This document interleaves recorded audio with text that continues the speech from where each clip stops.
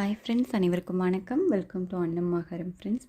நம்ம இன்றைக்கி ஒரு 10 நிமிஷத்தில் கிறிஸ்பியாக குழந்தைங்களுக்கு பிடிச்ச மாதிரி ஒரு ஸ்நாக் ரெசிபி தாங்க பார்க்க போகிறோம். வெங்காய பக்கோடா இந்த மாதிரி ட்ரை பண்ணி பாருங்கள், ரொம்ப நல்லாயிருக்கும். ஸ்கூல்லேருந்து வர குழந்தைங்களுக்கு டக்குன்னு செஞ்ச மாதிரி இருக்குங்க, ரொம்ப டேஸ்ட்டாகவும் இருக்கும். இப்போ வாங்க நம்ம எப்படி செய்கிறதுன்னு பார்க்கலாம். அதுக்கு முன்னாடி அப்படியே நம்ம சேனலை ஃபஸ்ட் டைம் பார்க்குற நண்பர்கள் ப்ளீஸ் சப்ஸ்கிரைப் பண்ணிக்கோங்க. இப்போ இதுக்கு ஒரு மிக்சிங் பவுல் வச்சுக்கோங்க. அதில் 2 வெங்காயம் எடுத்து நல்லா இந்த மாதிரி நீளமாக பொடியாக கட் பண்ணி வச்சுருக்கேங்க. அதை நம்ம பவுலில் சேர்த்துக்கலாம். உங்களால் எந்த அளவுக்கு மெல்லிஸாக கட் பண்ண முடியுமோ அந்தளவுக்கு மெல்லிஸாக கட் பண்ணிக்கோங்க. உங்கள் காரத்துக்கு தகுந்த மாதிரி மிளகாய் பொடி சேர்த்துக்கலாம். நான் 1/2 டீஸ்பூன் அளவுக்கு இஞ்சி நல்லா பொடியாக கட் பண்ணி வச்சுருக்கேன், அதையும் சேர்த்துக்கலாம். 1/2 டீஸ்பூன் அளவுக்கு பூண்டு, நீங்கள் இந்த மாதிரி சேர்க்கலான்னா இஞ்சி பூண்டு விழுது கூட நீங்கள் சேர்த்துக்கலாங்க. காரத்துக்கு ஏற்ப பச்சை மிளகாய் நல்லா பொடியாக கட் பண்ணி வச்சுருக்கேன். ஒரு கொத்து கருவேப்பிலை, கொஞ்சமாக கொத்தமல்லி தழை சேர்த்துக்கலாங்க. 1/2 டீஸ்பூன் அளவுக்கு பெருங்காய பொடி சேர்த்துக்கோங்க. உப்பு தேவையான அளவு சேர்த்துடலாம். கொஞ்சமாக கரம் மசாலா சேர்த்துக்கோங்க, அதிகமாக சேர்த்துற வேணாம். இதை எல்லாத்தையும் சேர்த்து நல்லா கலந்து விட்டுடலாம். இந்த மாதிரி நல்லா பிசைஞ்சு விட்டுக்கோங்க. அப்போ நம்மளுக்கு வெங்காயம் நல்லா தனித்தனியாக உதிரியாக கிடைச்சிரும். நம்ம எந்த அளவுக்கு நல்லா பிசைஞ்சு விட்டுறோமோ நம்மளுக்கு தண்ணி விட்டு வருங்க, வெங்காயம் உப்பு சேர்ந்து. இப்போ பாருங்கள், நம்ம நல்லா கலந்து விட்டாச்சு. இந்த மாதிரி ஒன்று ஒன்றா நம்ம நல்லா உதிர்த்தி எடுத்துக்கலாம். இப்போ இது கூட 3/4 கப் அளவுக்கு கடலை மாவு எடுத்து வச்சுருக்கேங்க. இது 100 கிராம் அளவு வரும். இப்போ நம்ம அதை சேர்த்துடலாம்.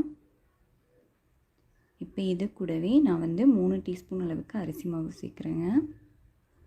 அரிசி மாவு சேர்க்கும்போது நம்மளுக்கு நல்லா கிறிஸ்பியாக இருக்கும். இப்போ இதை தண்ணி சேர்க்காமல் நம்ம முதல்ல நல்லா கலந்து விட்டுக்கலாங்க. இதை நீங்கள் நல்லா கலந்து விட்டுக்கணும். நம்ம இதில் கலக்கும் போதே மாவு இந்த வெங்காயத்தில் நல்லா ஒட்டி பிடிச்சிக்கும். ஃபுல்லாகவே நல்லா கலந்து விட்டுக்கோங்க.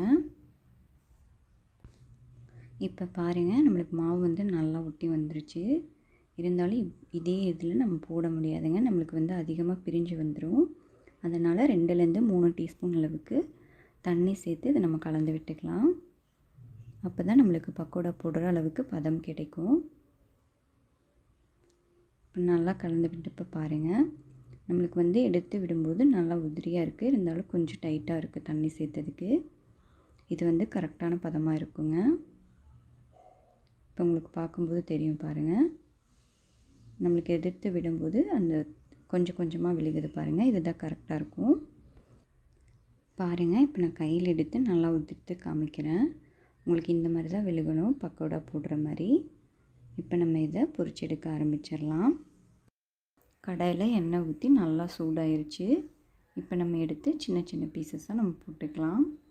நீங்கள் உருட்டவெல்லாம் வேண்டியதெல்லாம் அப்படியே எடுத்து சின்ன சின்ன பீசஸாக போட்டுடலாங்க. எண்ணெய் நல்லா காஞ்சிருக்கணுங்க. நீங்கள் போட்ட உடனே மீடியம் ஃப்ளேமில் வச்சுக்கோங்க. ஹை ஃப்ளேமில் வச்சா வெளியே கருகிடுங்க, உள்ளே கொஞ்சம் வேகாத மாதிரி இருக்கும். இதை நம்ம ஒரு சைடு வெந்தது இன்னொரு சைடு நம்ம திருப்பி விட்டுறலாங்க. பாருங்கள், நம்மளுக்கு 2 சைடும் வெந்து நல்லா அந்த எண்ணெயில் இருக்கிற நுரையெல்லாம் நம்மளுக்கு கொஞ்சம் கம்மியாக ஆரம்பிச்சிருச்சு. இப்போ நம்ம இதை எடுத்துடலாங்க. நல்லா முறுமுறுன்னு கிறிஸ்பியான பக்கோடா ரெடி ஆயிடுச்சு. கண்டிப்பாக இதே மாதிரி நீங்களும் வீட்டில் ஒரு தடவை ட்ரை பண்ணி பாருங்கள், ரொம்ப நல்லா டேஸ்ட்டாக இருக்கும். குழந்தைங்களுக்கு கண்டிப்பாக ரொம்ப பிடிக்கும். நீங்கள் ட்ரை பண்ணி பார்த்துட்டு எப்படி இருந்துச்சுன்னு உங்கள் கமெண்ட் செக்ஷனில் சொல்லுங்கள். இந்த வீடியோ பிடிச்சிருந்தால் மறக்காமல் நம்ம சேனலை லைக் பண்ணி சப்ஸ்கிரைப் பண்ணிக்கோங்க. உங்கள் ஃப்ரெண்ட்ஸ்க்கும் ஷேர் பண்ணுங்கள். வீடியோ பார்த்த அனைவருக்கும் நன்றி.